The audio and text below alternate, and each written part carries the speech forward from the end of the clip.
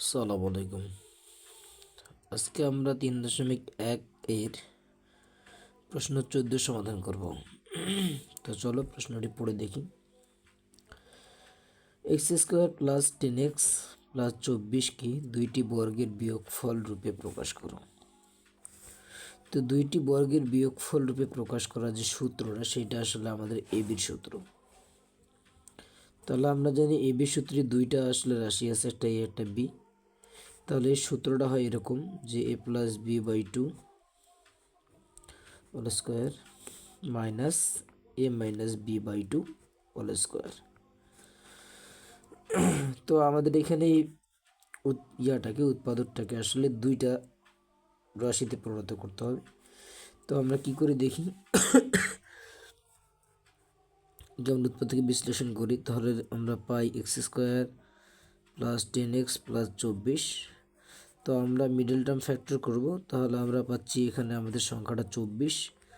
তাহলে 24 এর আমরা মৌলিক গুণনীয়কগুলো বের করব। 2 12 দুগুণে 24, 2 6 দুগুণে 12, 2 দিয়ে দিলে হয় 3 দুগুণে 6।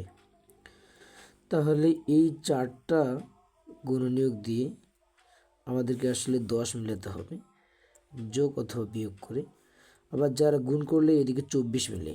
তো যদি আমরা এইভাবে নিই, 3 দুগুণে 6 একটা নিলাম আর 2 দুগুণে 4 একটা নিলাম, তাহলে 6 আর 4 যোগ করলে আমাদের 10 মিলে।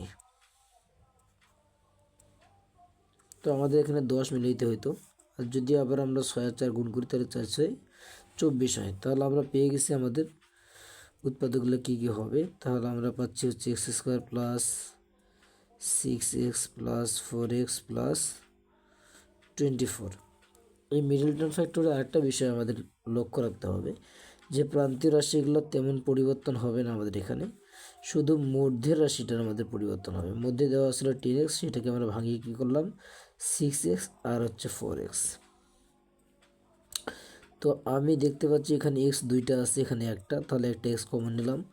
তাহলে দুইটা থেকে একটা x চলে গেলে আর একটা x থাকে, একটু আগালে প্লাস সাইন, এক্সটা যদি চলে গেছে আর 6 আছে, ব্র্যাকেট ক্লোজ, প্লাস এখানে 4 আছে আর 24-এর মাঝেও কিন্তু 4 আছে। কিভাবে আছে?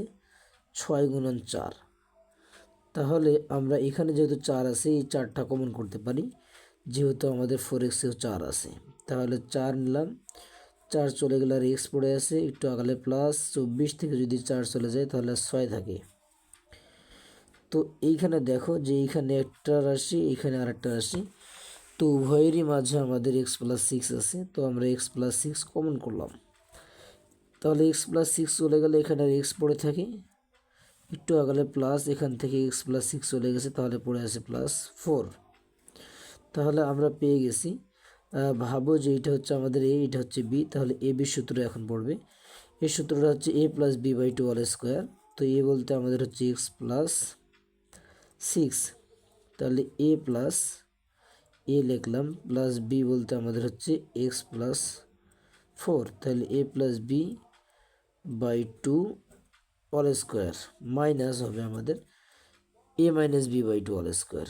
তো এ বলতে আমাদের হচ্ছে কি x+6 মাইনাস বি বলতে হচ্ছে আমাদের x+4।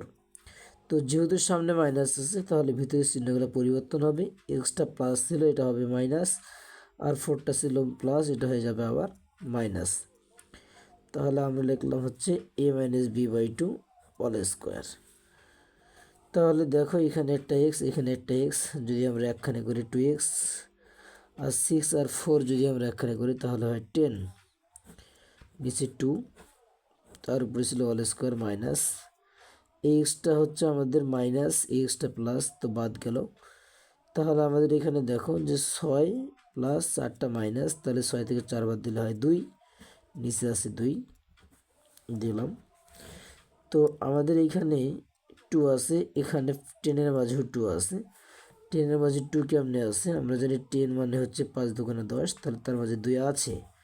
তো আমরা অবশ্যই 2/2 কমন করতে পারি। 2 কমন হলে এখান থেকে 2 চলে গেলে আর এক্স থাকে, প্লাস 10 থেকে যদি 2 চলে যায় তাহলে আর 5 থাকে, থাকলো।